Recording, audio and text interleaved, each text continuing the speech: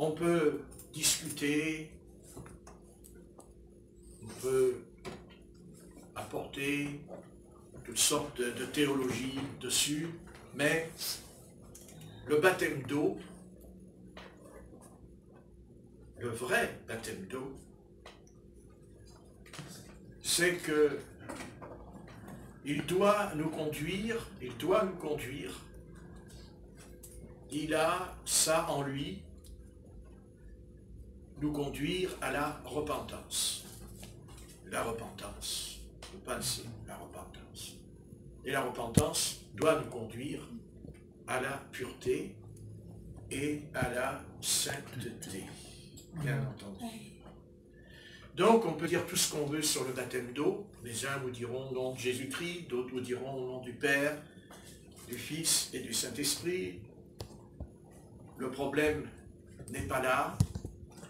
Le problème, c'est que quand on prend le baptême d'eau, c'est que nous avons pris une décision. Une décision. Une décision qui est la plus grande décision de notre vie, car notre vie est faite de décisions et de choix. Mais le baptême d'eau, c'est aussi un choix. C'est un choix parce que c'est une affaire qui doit nous amener, comme d'ailleurs quand il est dit au sujet de Jean-Baptiste que l'ange Gabriel dira, il recevra l'esprit d'Élie, la puissance d'Élie. Donc, la puissance d'Élie poursuit un but. Il y a un but dans la puissance du prophète Élie. C'est que d'abord, quand le prophète Élie vient, bien sûr, lui ne fera pas, le prophète Élie ne fera pas le baptême d'eau, bien qu'il mettra de l'eau aussi autour de l'autel, puisqu'il remplira l'autel autour, plein d'eau, le feu et l'eau, deux éléments qui nous parlent de purification. Voyez, si on veut savoir, et poser la question, savoir qui est Dieu. Qui est Dieu? Qu'est-ce que c'est que Dieu? Dieu, c'est pas compliqué, c'est tout simple. Mais c'est compliqué pour l'homme. Dieu est saint. Voilà Dieu. Quand on nous parle de Dieu, on nous parle tout de lui, sauf de sa sainteté. Alors là, il n'y a plus personne qui voit ce Dieu qui est 3 fois saint, selon la déclaration de l'Apocalypse. Dieu est saint. Amen. Ah, évidemment, si Dieu est saint, c'est que nous ne le sommes pas, bien qu'il aurait voulu que nous puissions rester, en tout cas c'est ce qu'il a voulu dès le départ. Alors, qu'est-ce qui peut bien être le contraire de la sainteté?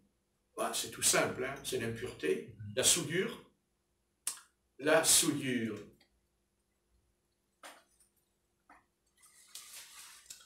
Souiller. Ah oui. Voilà. En fait, ce que Satan veut, c'est nous souiller. Et bien sûr, il s'y prend très tôt, puisqu'il s'en prend aux petits-enfants, toujours les enfants, parce que c'est toujours les enfants en première ligne, puisque nous avons tellement envie de leur donner un avenir et une éducation. Il faut savoir quelle éducation on va leur donner, quel avenir.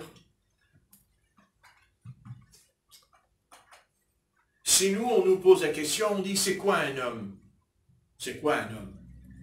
C'est pas un animal. Un animal, c'est un animal.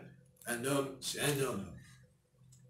Et la différence entre l'animal et l'homme, l'animal, il mange avec sa bouche, et l'homme, il mange avec une fourchette et un couteau à la main, et il prend la nourriture, pas comme les animaux. Nous mangeons avec un couteau, avec une fourchette, d'autres ils mangent avec une baguette, parce que si j'oublie la Chine, je vais me retrouver dans un camp après. Donc, c'est peut-être simple, mais c'est pourtant ce que nous faisons. Nous ne mangeons pas comme les animaux. Ce qui prouve que nous ne sommes pas des animaux. Nous sommes des êtres humains. Nous sommes humains. Humains. Mais Dieu, lui, il est différent. Dieu, il est saint. Et d'ailleurs, on ne sait même pas ce que c'est que la sainteté de Dieu, parce qu'on ne peut pas le savoir. On ne peut pas. On ne peut pas. Quand déjà il nous demande quelque chose, il y a tant de combats et tant de luttes pendant des années en nous, parce qu'il nous faut des années, pour accepter, non pas pour comprendre, parce qu'on comprend ce que Dieu nous dit, mais entre comprendre et l'accepter, l'essence de Dieu, c'est la sainteté. Dieu est saint.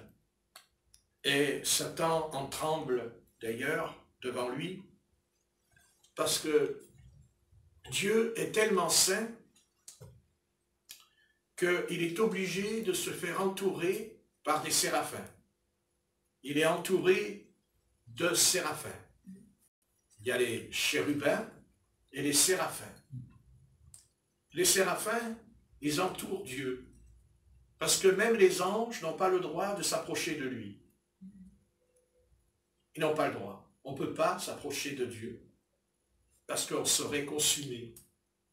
On disparaîtrait. En venant vers lui, on ne pourrait pas venir. On ne peut pas comprendre. On ne peut pas réaliser l'éclat de ce qu'il est. Et c'est pour ça que c'est difficile pour nous. C'est très compliqué pour nous. Parce que Satan a placé en Adam quelque chose qui s'appelle l'impureté. Être impur. L'impureté. L'impureté. C'est ce qui a poussé ce jeune homme à poser ses mains sur... Voilà, il est impur. Il a un esprit impur. Eh oui, bien sûr. Ah oui, bien sûr, bien sûr. Mais bon, que voulez-vous? On ne va pas être sévère, mais avec une religion pareille qui autorise des choses, c'est évident, c'est clair. Comment voulez-vous que les enfants puissent être saints, puisqu'ils découvrent que leur père a plusieurs épouses, il n'y en a pas qu'une, il y a plusieurs femmes, alors, avec différents enfants. Ouais. C'est pour ça que, de toute façon, ils ne savent pas ce qui les attend. Mais de l'autre côté, vous vous rendez compte, si on pense qu'on va passer au travers, est-ce qu'on peut échapper à la justice divine? Si déjà l'apôtre Paul, sur le chemin de Damas, vous vous rendez compte, la lumière l'a rendu aveugle, alors, quand sera-t-il de l'autre côté, quand nous allons nous en aller, et qui va? Qu'est-ce qui nous attend? Qu'est-ce qui nous attend de l'autre côté? Alors vous pourrez dire, mais monsieur, mais on ne sait pas. On ne sait pas ce qu'il y a de l'autre côté. C'est vague. Mais Mais il y a une religion sur la terre qui le sait, ce qu'il y a de l'autre côté. Les autres religions n'en parlent pas, parce que pour savoir ce qu'il y a de l'autre côté, eh bien, il faut déjà étudier la Bible. Parce qu'il n'y a que la Bible qui nous parle de l'au-delà. Il n'y a que la Bible qui nous parle de ce qu'il y a de l'autre côté. Et la Bible, la parole du Seigneur est claire. Ah, ça nous arrangerait tellement. Ce serait tellement merveilleux qu'on meurt et puis c'est fini. De le néant. Voilà. Mon corps va rejoindre les vers vont bouffer mon corps, et c'est fini. Alors, vous savez, pourquoi je n'irai pas dans le plaisir? Mais, si il y a tant le plaisir, c'est qu'il y a autre chose derrière tout cela. Ce n'est pas normal. Après tout, s'il n'y a plus rien, pourquoi être attiré vers l'impureté, puisqu'il n'y a plus rien?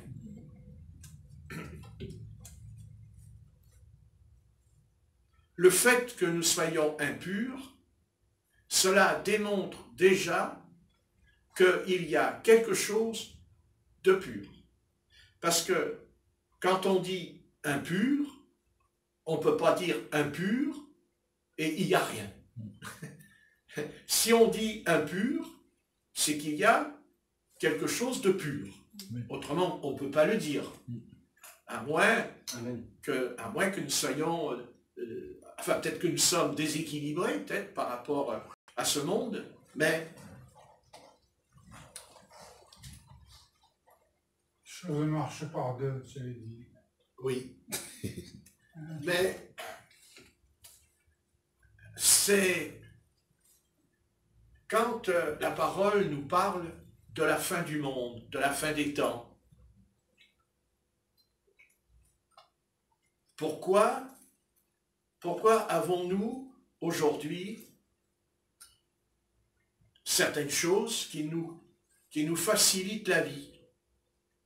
Nous avons un frigo. On n'y pense même pas à notre frigo. Et pourtant, dedans, nous mettons la boisson, nous mettons la nourriture. Et nous avons la machine à laver. Nous avons la machine à laver la vaisselle. Ça, c'est pour les paresseux. Et nous avons le fer à repasser. Bah, pour ceux qui se font repasser leur chemise. Merci, maman. Ça arrive très très bien. Bon. Nous avons la voiture pour nous déplacer rapidement. Nous avons le bus, nous avons le métro, nous avons l'avion, nous avons l'hélicoptère, nous avons les drones. Nous avons aussi, les armes nucléaires, pas les oublier. Nous avons en fait en main, voilà,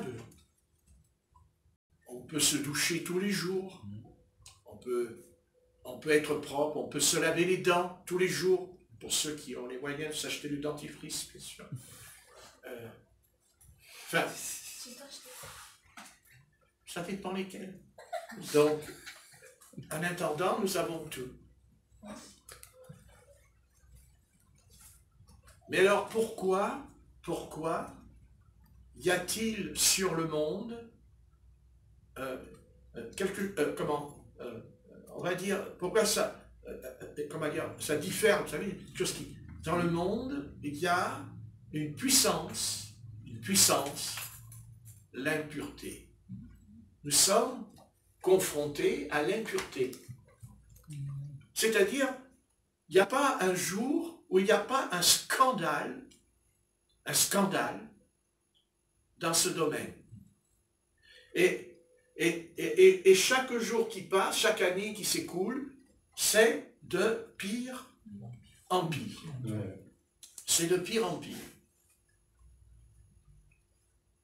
Qu'est-ce qui se passe? Qu'est-ce qui se cache derrière? Qu'est-ce qui se passe derrière ces choses? J'allais dire derrière cette tempête, hein, il y a une tempête. Il y a quelque chose, une tempête. C'est d'ailleurs ce que nous dit le prophète Ézéchiel au chapitre 1. Au chapitre 1, le prophète Ézéchiel nous parle de la fin des temps. Il nous parle de la fin. En fait, il nous dit ce qui va se passer à la fin. Mais il nous dit aussi qu'il y a un espoir, une espérance. Car le prophète, quand il parle, il annonce le malheur, mais il annonce aussi le rétablissement après le malheur. C'est ça, Dieu, quand il parle.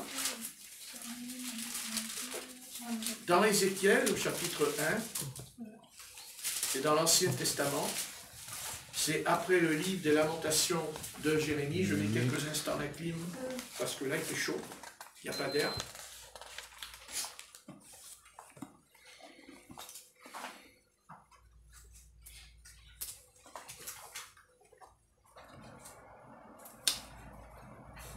Ézéchiel chapitre 1, verset 2, et nous dit, le 5e jour du mois, c'était la 50e année de la captivité du roi Joachim.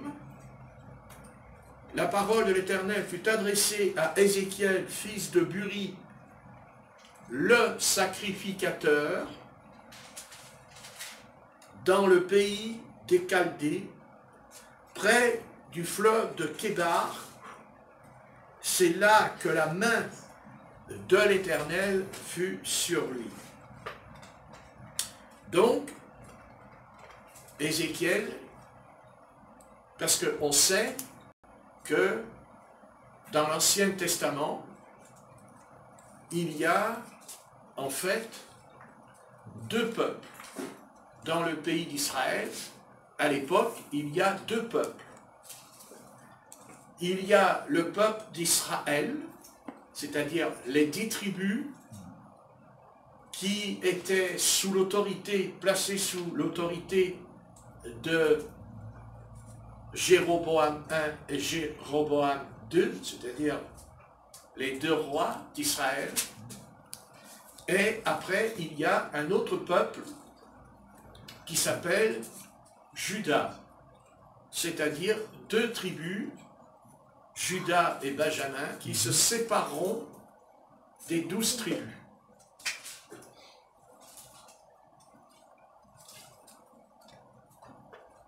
Quand on parle à cette époque du peuple d'Israël, la capitale d'Israël à l'époque du roi Jéroboam I et Jéroboam II, ce n'était pas Jérusalem, c'était Samarie. Car Samarie était une cité à l'origine. Ce n'est pas seulement un territoire, c'était une cité, c'était une ville dont plus tard on les appellera les Samaritains, et dont ils avaient construit un temple qui ressemblait à celui de Jérusalem, sur le mont Chorazim. Ce que dira d'ailleurs la femme au puits de Jacob. Vous dites que c'est à Jérusalem qu'il faut adorer l'Éternel, et nous disons que c'est sur le mont Chorazim. Le temple de Jérusalem qui était aussi construit sur une colline qui s'appelle le mont des Oliviers. Et c'est là d'ailleurs que le Seigneur reviendra bientôt. Il viendra sur le mont des Oliviers, à l'est, à la porte de l'est du temple. Ce qui veut dire que le temple, ils vont le reconstruire, le temple, puisque il dit que le Seigneur viendra à la porte de l'est du temple, la porte, ce qu'on appelle la porte des poissons, la porte des poissons. Les poissons, ça représentait pour le maître les âmes. Les âmes, c'était comme des poissons pour le Seigneur, hein, puisque le poisson, il est dans l'océan, il est dans la mer, et on lance le filet, et le filet, quand le filet est lancé, il ramasse, il ne dit pas, toi poisson, tu n'entres pas dans le filet parce que tu n'es pas une sope, tu n'es pas un sar. Joël. Merci. Donc, non, c'est des choses, ce garçon. C'est depuis qu'il est en congé, ça il a fait du bien. Donc, voilà. Donc, le Seigneur dit que tous les poissons sortent de le filet, mais après, il y a un tri. Hein, il dit qu'il y en a qui seront rejetés dans la mer. C'est-à-dire des âmes qui vont venir à la réunion de réveil, mais il y en a beaucoup qui ne persévéreront pas, qui retourneront dans le monde, et d'autres resteront. C'est notre cas. Nous sommes restés. Donc, ce que je voulais dire, c'est que il y a donc en Israël, enfin dans le pays d'Israël, qu'on appelle aujourd'hui la Palestine, il y avait donc deux peuples, le peuple de Juda, c'est-à-dire les rois de Juda et les rois d'Israël. Quand on lit ici le texte, au verset 2, il dit « Le 5e jour du mois, c'était la 50e année de la captivité du roi Joachim. » C'est-à-dire, Joachim était le roi de Juda, un roi de Juda, pas le roi d'Israël. Et là, on constate, puisque quand on lit, vous savez qu'il y a ce qu'on appelle, on appelle les petits prophètes. Hein, il y en a 12. Et quand on lit les petits prophètes comme Amos, comme Habakkuk, tout ça, Jérémie n'est pas un petit prophète, mais tous ces petits prophètes ont vécu au temps de Jérémie. Hein, Isaïe, c'était tous ensemble à l'époque. Et ce sont des prophètes qui vont avertir Israël que s'il continue à s'obstiner à vivre dans le péché, alors le Seigneur les emmènera, ils vont devenir des fugitifs, hein, ils vont être déportés. Et le peuple d'Israël, c'est-à-dire la Samarie, a été déporté 100 ans, un siècle avant Juda. Juda est resté 100 ans dans la terre sainte. Pour Israël, les petits prophètes, ou Jérémie, vont avertir les rois d'Israël que viendra un ennemi d'une terre très lointaine, c'est-à-dire, nous le savons maintenant, c'est Babylone, hein, l'empire babylonien. Et quand ils sont venus, ils ont emmené les enfants d'Israël, mais ils n'avaient pas encore brûlé, détruit le temple de Jérusalem. Ce n'est que 100 ans plus tard, quand Juda sera emmené en captivité, Donc Dieu a été patient envers Juda. Il a été patient.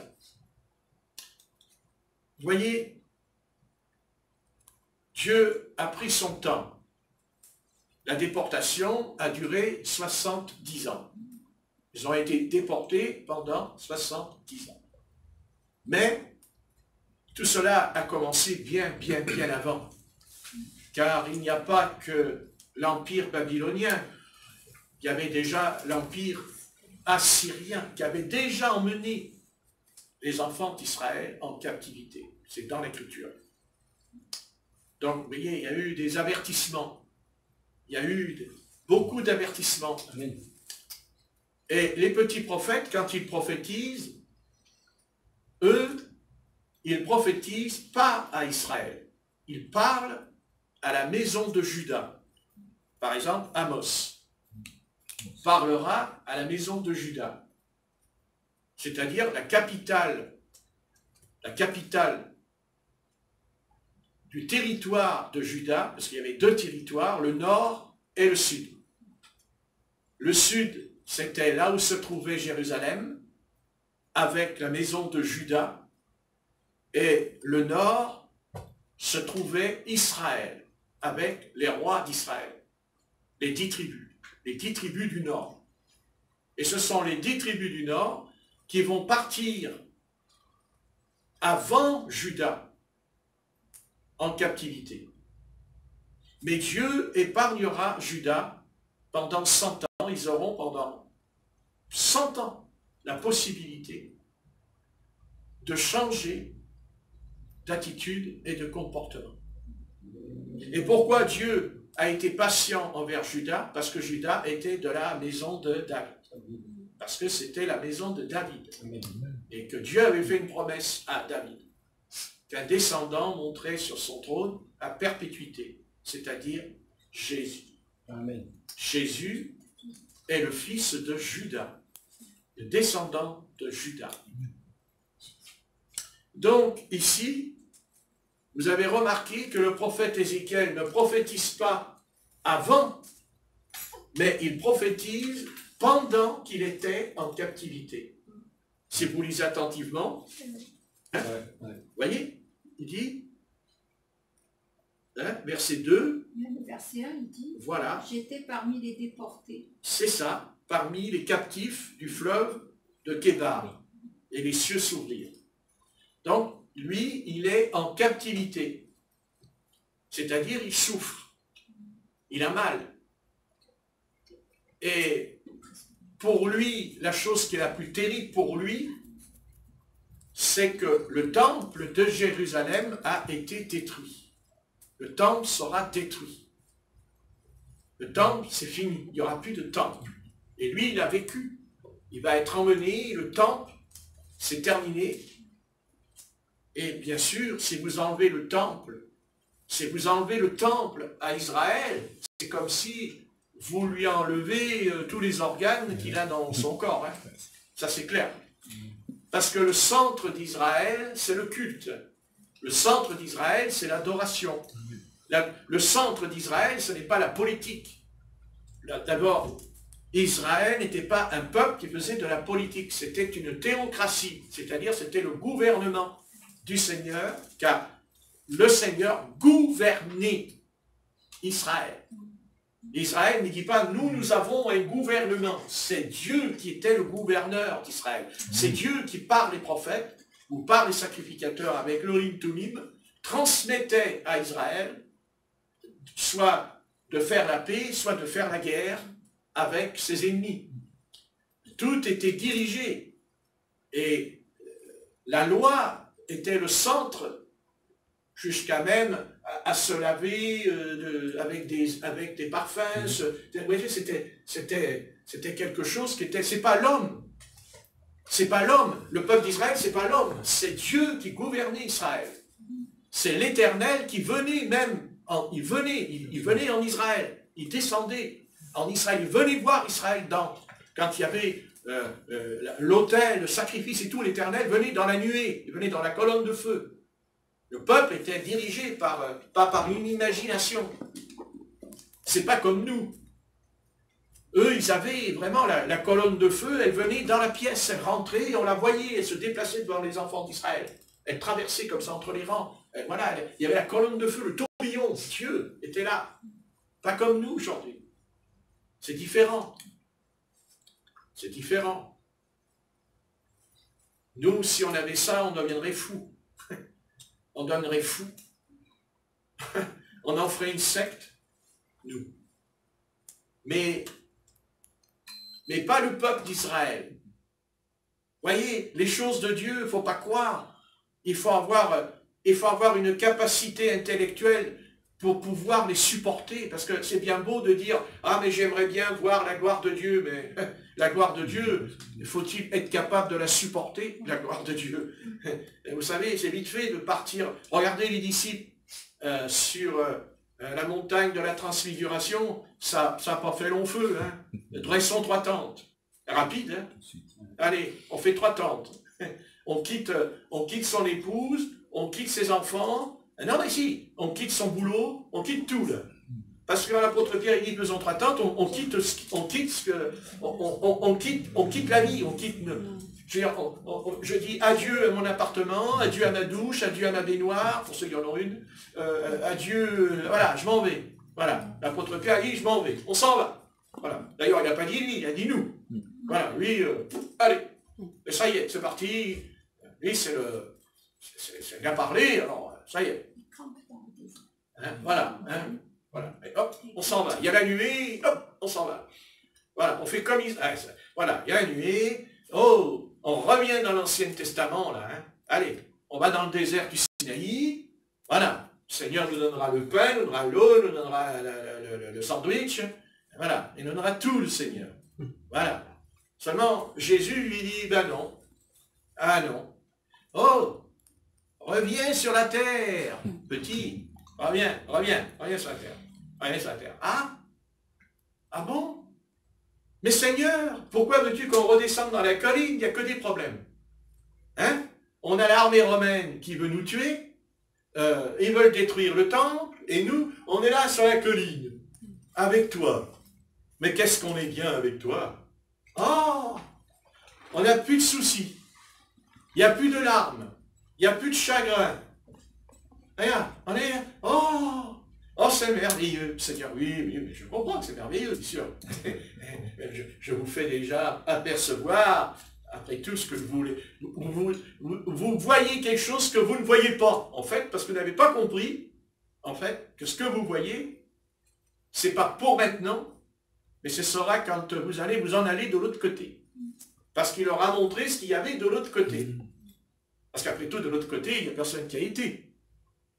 Mais sur la montagne de transfiguration, là, nous sommes obligés d'admettre, à moins que, bien sûr, il y aura toujours des inconvertis, des intellectuels, avec leur raisonnement, vous diront, c'est une légende, c'est un conte, c'est bien raconté, fallait trouver quand même, voilà, fallait trouver, hein. Le Seigneur, d'un seul coup, son corps, il change, plus fort que l'éclat du soleil. Alors là, il fallait trouver ça, il fallait trouver, ils vont vous dire, il faut trouver, quoi.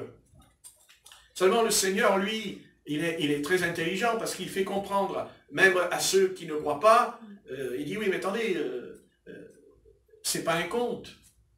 Parce que dans ce conte que vous dites, dans cette légende, il paraît que c'est une légende. Oui, mais alors, il y a quand même trois personnages qui jouent un rôle sur la montagne. C'est-à-dire, ils jouent un rôle et ils parlent. Ils parlent entre eux. Eh oui.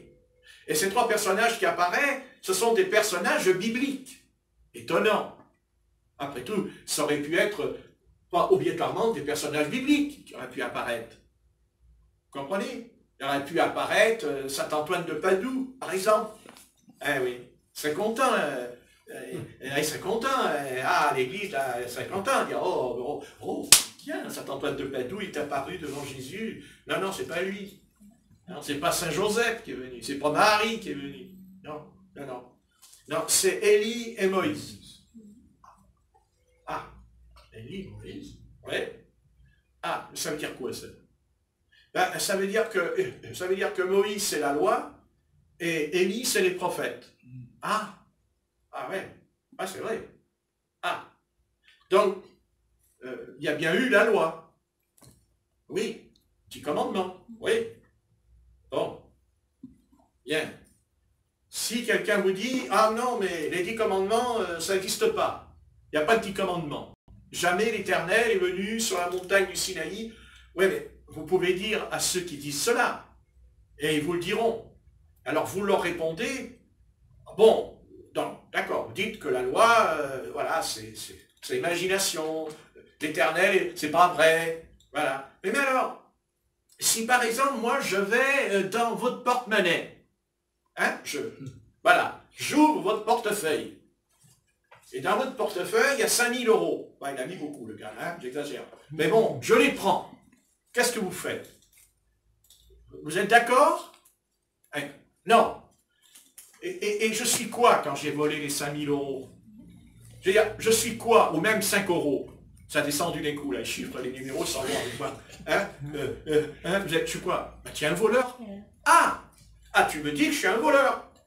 Mais quand tu dis je suis un voleur, comment tu sais que je suis un voleur? Eh, parce que tu as pris mon argent. Mais oui, mais qui te dit qu'il t'appartient, ton argent? Hein? Après tout, c'est que des morceaux de papier que tu as dans le portefeuille, c'est du papier. Qui te dit que ça t'appartient?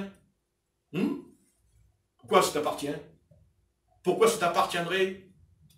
Mais parce que c'est mon argent. Mais c'est ton argent, c'est ton argent, et son argent. Ton argent, demain, quand tu vas au commerçant, c'est plus toi qui l'as l'argent, tu donnes au commerçant. C'est lui qui a ton pognon. Ben oui, mais c'est à moi. Ah, tu reconnais que c'est à toi. Tu reconnais que je suis un voleur. Mais alors, dans la loi, que c'est écrit dans les 10 commandements, tu ne voleras point. Ah, t'es contre la loi? La loi n'existe pas. Alors pourquoi tu me traites de voleur? Alors ne dis pas je suis un voleur si tu ne crois pas dans la loi. Donc je peux prendre l'argent que je veux dans ta caisse. Et je te réponds, je ne suis pas un voleur. Parce que tu as dit que la loi n'existe pas. Mais il y a la loi. Il y a la loi. Voilà. Je tue son épouse et je lui réponds, ah mais je peux la tuer. Mais tu n'as pas le droit. Ben oui, j'ai le droit de la tuer. Et pourquoi? Mais parce que tu viens de me dire, il n'y a pas la loi. Tu ne tueras point. Ah, tu vois, il y a déjà 2 commandements, déjà, toi. T'en veux un 3e? Et si je te mens? Si je mens? Hein? C'est quoi le mensonge? Tu ne mentiras point. C'est pas la loi? C'est la loi. Il y a la loi. Heureusement qu'il y a la loi. Aujourd'hui, on n'en veut plus de la loi. Aujourd'hui, la loi, on ne veut plus les lois. C'est ce qui se passe en ce moment. On ne veut plus la loi. Donc Dieu a donné la loi. Et il a donné la loi à Israël. Il a confié à Israël la loi. Israël a la responsabilité de la loi, des 10 commandements.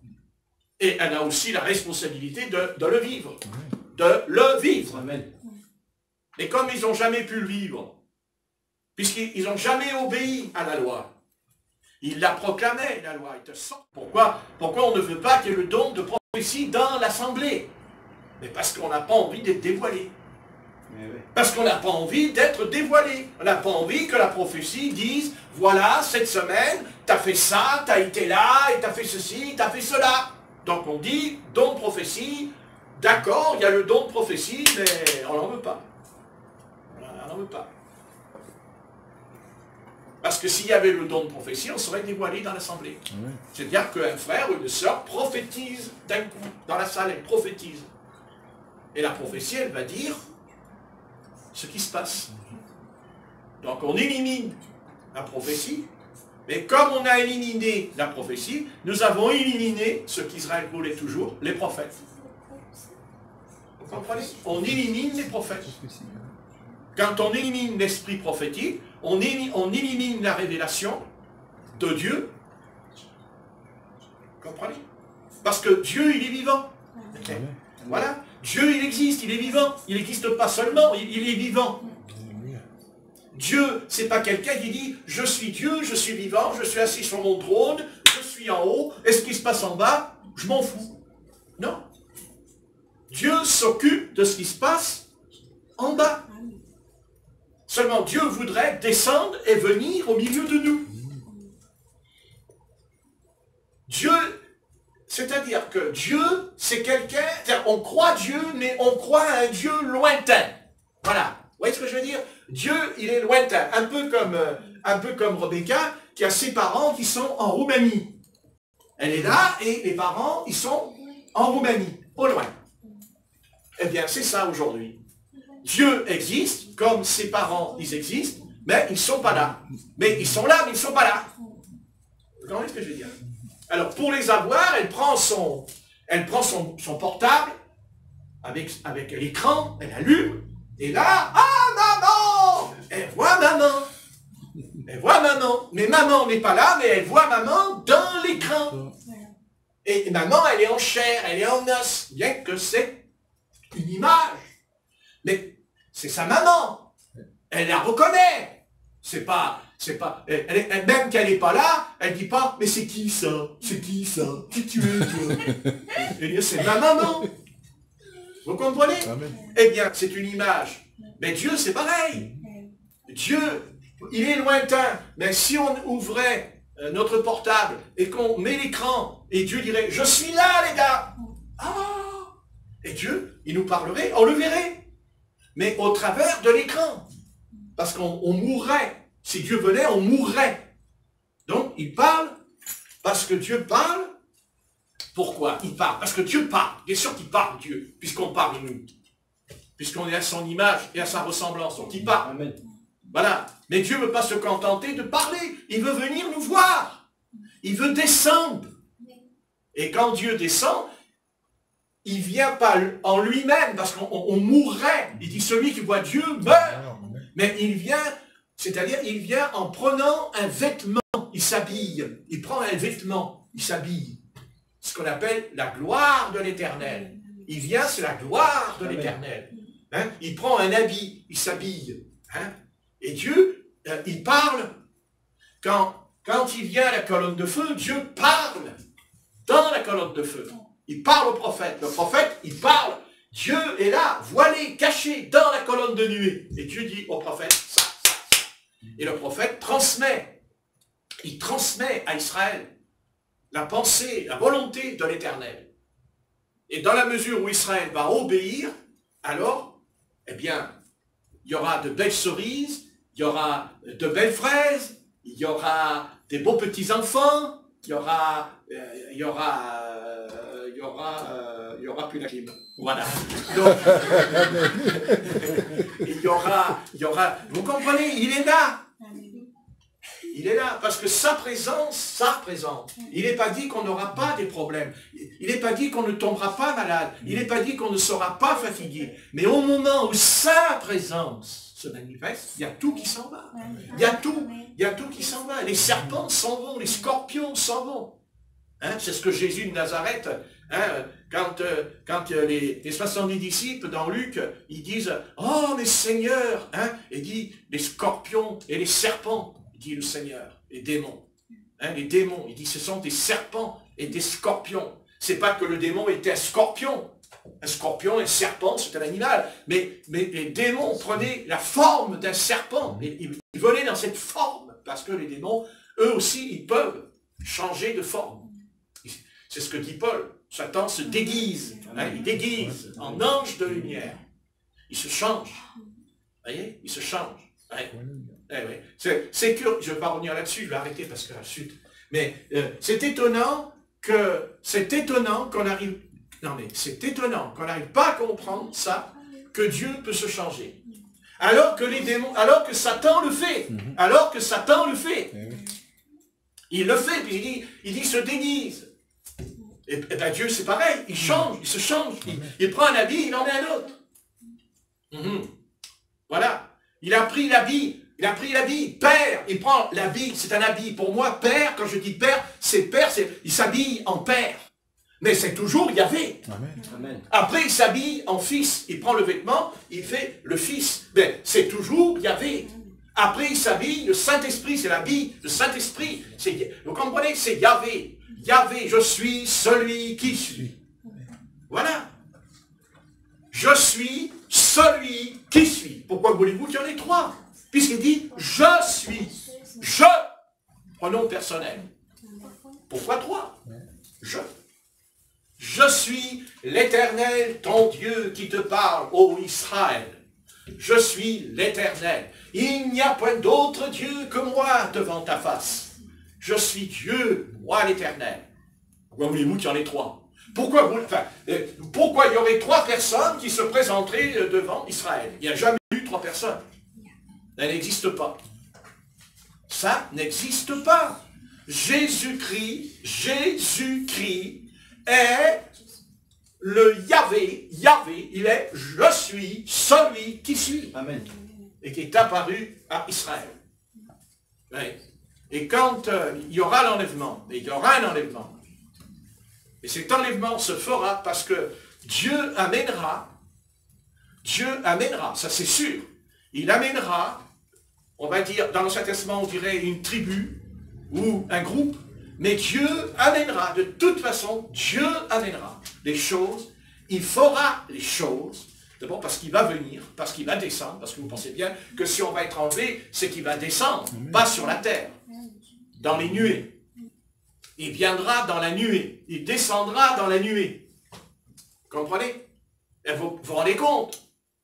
Le Seigneur descend dans la nuée, et nous, mais est-ce que vous vous rendez compte? La préparation, Dieu va nous préparer, et pour cela, Dieu va envoyer des choses uniques au milieu de nous. Parce que Dieu ne fait jamais rien sans éducation. Il n'y a pas chez Dieu, quand Dieu fait quelque chose, il y a toujours une formation. Amen. C'est pas possible. Dieu, il forme, il éduque d'abord. C'est vrai. Hein?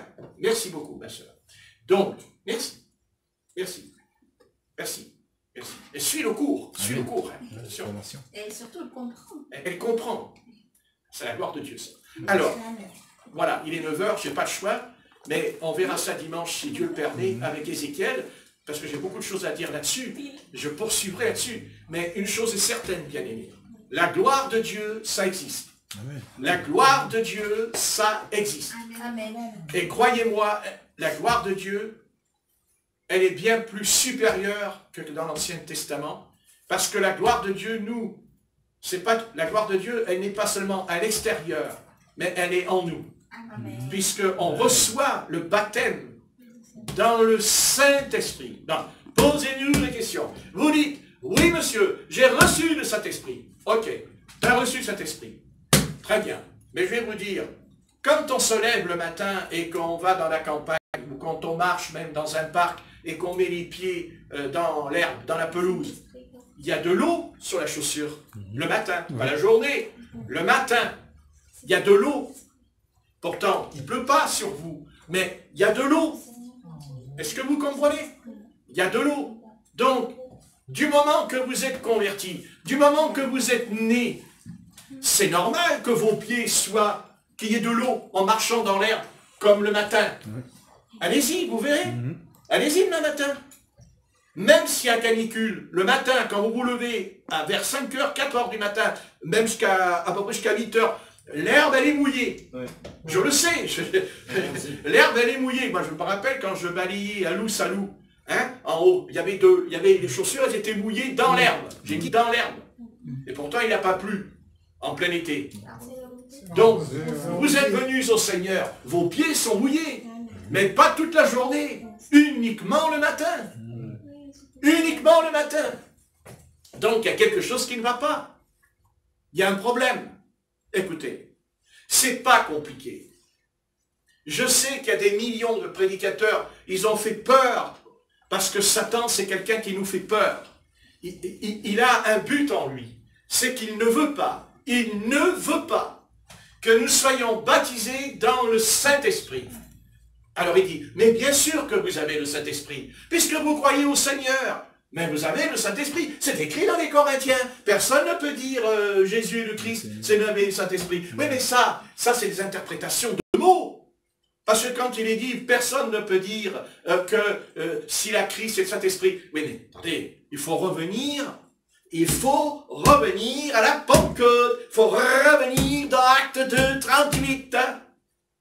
Oh, Acte 2, 38, c'est plus pour aujourd'hui. Ça, c'est il y a 3000 ans. Aujourd'hui, on a le Saint-Esprit. On lit la Bible, on prie, on croit au Seigneur. Oui, mais que dit la Bible?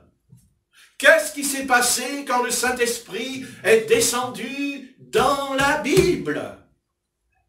Acte 2, 38. Acte 2, 1, verset 4. Vous dites, mais oui, mais ça, c'est parce que c'était des Juifs. De toute façon, c'est toujours des Juifs. On a dit à Rebecca au sujet du baptême d'eau, oui, mais l'autre, il est au téléphone avec Corinne, il dit à Corinne, oui, mais ça, c'était les Juifs, le baptême au nom de Jésus-Christ. Et Corinne, il répond, et à Éphèse, c'était des Juifs peut-être. Hein? Et chez Corneille, c'était des Juifs aussi. Vous comprenez? Non. pour que nous puissions recevoir la bénédiction de Dieu, comme au temps de l'église primitive, car nous sommes l'église primitive, mais nous avons perdu la flamme du premier amour. Alors revenons à la Bible et lisons Acte 2, verset 1-4. Ils ont été baptisés dans le Saint-Esprit et ils parlaient en langue. Et après, dites, mais c'est pour les Juifs. Mais quand l'apôtre Pierre va chez Corneille, il n'a même pas terminé sa prédication que d'un seul coup, le Saint-Esprit descend. Acte 10, verset 44. Amen. Comme quoi je m'en rappelle. Hein. Et le Saint-Esprit descend et l'apôtre Pierre dira, pouvons-nous les empêcher d'être baptisés au nom de Jésus-Christ parce que c'est au nom du Seigneur Jésus j'ai été créé. Amen. Il dit, parce qu'ils ont parlé en langue. C'est vrai ou pas? Lisez, ils ont parlé en langue avant le baptême du Saint-Esprit. Avant d'être baptisé du Saint-Esprit, ils parlaient en langue. Plus tard, l'apôtre Paul ira à Éphèse, il rencontrera les 12 disciples de Jean-Baptiste. Oui, mais Jean-Baptiste, c'est pas n'importe qui. Ils ont rencontré les disciples de Jean-Baptiste. Ils n'ont pas rencontré des chrétiens de Corinthe, des chrétiens de Thessalonique. Ils ont rencontré le prophète des prophètes, car il n'est pas paru plus grand prophète en Israël que Jean. Et pourtant, l'apôtre Paul les regarde et dit, écoutez, est-ce que vous avez reçu le Saint-Esprit? C'est curieux. L'apôtre Paul, il ne commence pas par la repentance, il ne commence pas par le baptême d'eau, il dit, est-ce que vous avez reçu le Saint-Esprit? Il dit, Saint-Esprit, j'ai jamais entendu parler du Saint-Esprit. Saint-Esprit? Saint-Esprit, qu'est-ce que c'est ça, Saint-Esprit? Attendez, des disciples de Jean-Baptiste? Vous vous rendez compte? À quelle école ils ont été formés? À l'école d'Élie, à la puissance d'Élie. Et pourtant, ils n'avaient pas le Saint-Esprit. Ils ne l'avaient pas. Non. L'apôtre Paul leur dit, de quel baptême d'eau vous avez été baptisés? Dit, du baptême de Jean-Baptiste.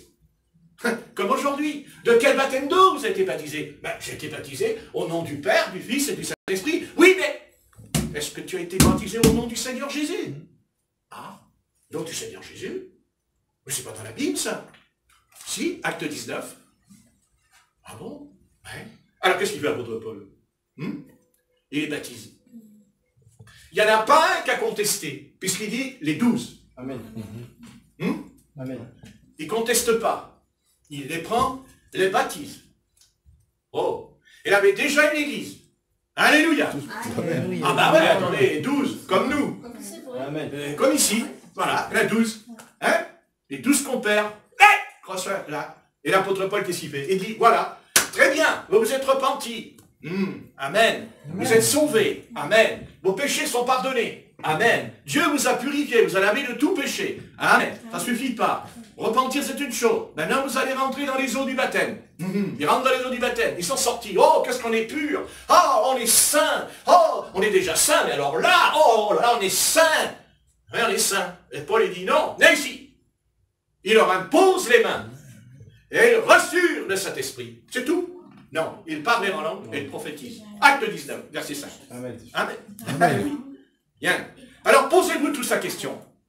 Est-ce que vous avez reçu ça? Vous dites, mais ça c'était pour les apôtres. Mais alors, si on dit c'est pour les apôtres, pourquoi l'apôtre Paul, il pose la question, est-ce que vous avez reçu? Donc, ce soir, Dieu nous dit, est-ce que vous avez reçu? Amen. Et pourquoi alors? Très bien. C'est une question finalement de recevoir. Voilà. Bah oui. Mais pour recevoir, il faut être d'accord.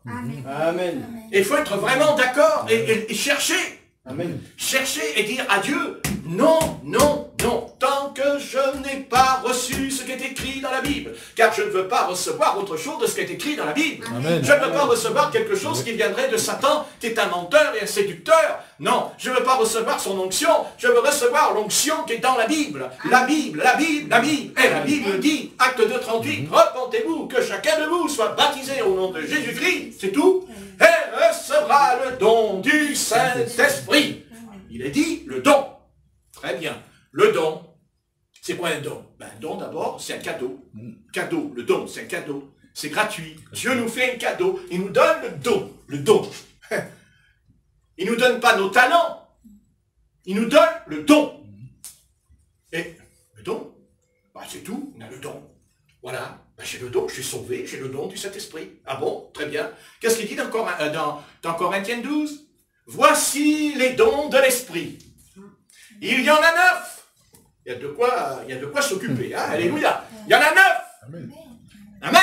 Amen. Et qu'est-ce qu'ils font les dons? Il dit, l'Esprit opère au milieu de nous, distribuant quoi?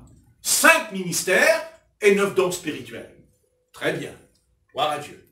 Mais quand les dons viennent, quand le Seigneur nous donne le don de prophétie, le don des langues, le don des miracles, des prodiges, le don même de la foi, alléluia. Mais avant cela, avant qu'il y ait les dons, il y a d'abord le don qui est descendu à la Pentecôte. Et à la Pentecôte, il n'est pas dit qu'ils ont guéri les malades, les 120. Il n'est pas dit qu'ils ont eu... Non, non, ils ont parlé en langue.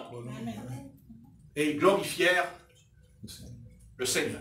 Amen. Attention, ils glorifient le Seigneur. Attention, faire attention. Hein. Tout parler en langue qui ne glorifie pas Dieu, ce n'est pas l'Esprit de Dieu. Hein. C'est la glorification de Jésus-Christ. On glorifie Jésus-Christ en nous. La gloire de Jésus-Christ, pas la nôtre. La gloire de Jésus de Nazareth. Amen. Alléluia. Le Fils de Dieu. Alléluia. Dans l'honneur, on l'aime. C'est lui, le roi des rois. Et qui revient, mais dans la tempête. Hein. Notre roi, il revient dans la tempête. Vous ne voyez pas, il y a la tempête sur la terre. Il y a la tempête dans le monde. Et notre roi revient. Alléluia. Il revient. La seule différence, c'est que le monde, le roi, il n'est pas dans le navire. Mais nous, ce soir, notre roi, il est dans notre navire. Amen. Hein? Le roi des rois, il est en nous, il est dans notre vie. Amen. Et alors, ben, s'il y a la tempête, qu'est-ce qu'il fait? Il dit, silence. Et tais-toi. Comme sur le lac de Tibériade, il a dit, silence et tais-toi. Amen. Un jour, il le dira universellement. Il le dira un jour. Mais il a déjà fait, il le fait pour nous ce soir. Amen. Il dit à Satan, silence et tais-toi. Ferme-la. Et voyez, et prenez votre Bible et vous dites, bon sang, c'est écrit dans la Bible. Eh bien, tant que je ne l'ai pas, je vais le demander au Seigneur tous les jours. Seigneur, baptise-moi du Saint-Esprit, baptise-moi du Saint-Esprit. Non, c'est possible que le Saint-Esprit, il va vous dire, tu me donnes tes chaussures, tu me donnes ton pantalon, tu me donnes ton écharpe. Je ne parle pas des habits, je parle, c'est une image, c'est-à-dire tu me donnes peut-être quelque chose, il y a peut-être quelque chose qui empêche. Vous comprenez? Vous savez, le Seigneur, il ne peut pas non plus faire de mélange en nous. Il ne peut pas nous donner comme ça les choses. Non, il faut d'abord qu'on vienne à lui. Mais d'abord, il faut qu'on en ait envie. Amen. Il faut qu'on en ait envie. Envie. Et quand on a envie, qu'est-ce qu'on fait? On va aux toilettes. Non. Non. On ne peut pas faire autrement. Hein? Et quand on a envie, qu'est-ce qu'on fait? Qu'est-ce qu'on fait? On est là, on se tient. J'attends qu'il ait vite prêché, j'y vais aux toilettes. Mais hein, à un moment donné, eh bien c'est ça. C'est une image, je sais, c'est peut-être un humour un peu particulier, mais c'est tellement une image, mais c'est tellement vrai. Hein? C'est vrai ou pas? Mais quand on a envie d'uriner, qu'est-ce qu'on fait? On attend là.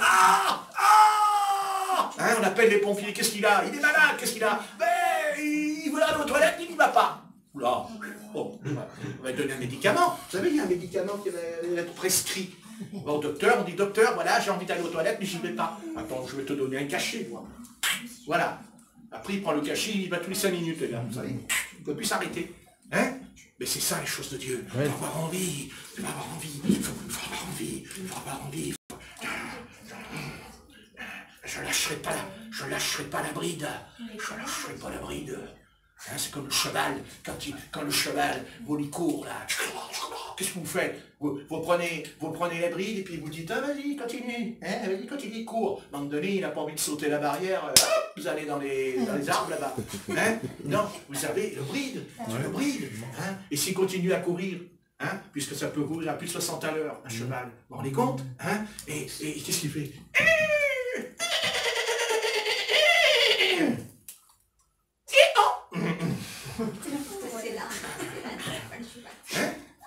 Alors il faut prendre des brides.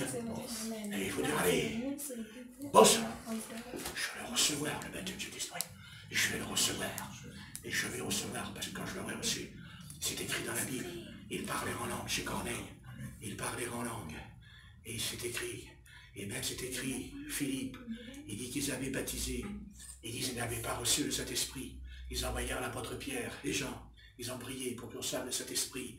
Tant qu'ils ne l'avaient pas. Et pourquoi ils ne l'avaient pas? Parce qu'ils ne parlaient pas en langue. Voilà la vérité. Amen. Et ça, mais je comprends. Parce qu'on a reçu peut-être une mauvaise éducation au départ sur le plan de Dieu. Alors Dieu essaie de nous ramener dans le truc. Et dit, regarde. Et à un moment donné, tu vas te mettre en prière. Quand ça ne lui prend encore rire, on ne sait pas ce qui se passe. Vous avez vu, le canal partout. Et d'un seul coup.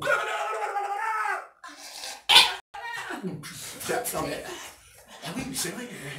Et moi, je vous prêche la réalité. Hein. Et voilà. Il y a une force, une puissance. Il y a une puissance, une force. Ah oui. Un jour phénomène, d'un seul coup, là, ça descend, là. Elle se met à parler en langue dans l'église. Elle rentre à la maison, elle dit, Thomas, viens ici, mets-toi à genoux dans le Seigneur. Amen. Et alors, on se met à genoux. Oh, incroyable. Oh.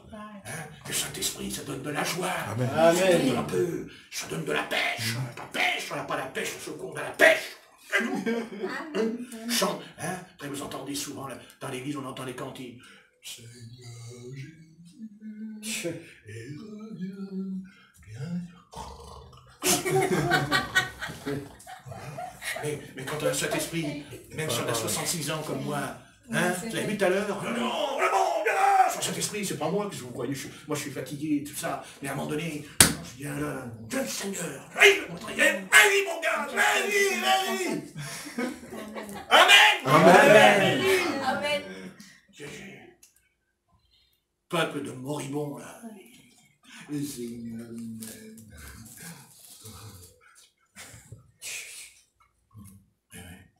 avez le peuple chrétien, il rentre dans l'église, il chante. Vous savez, il chante.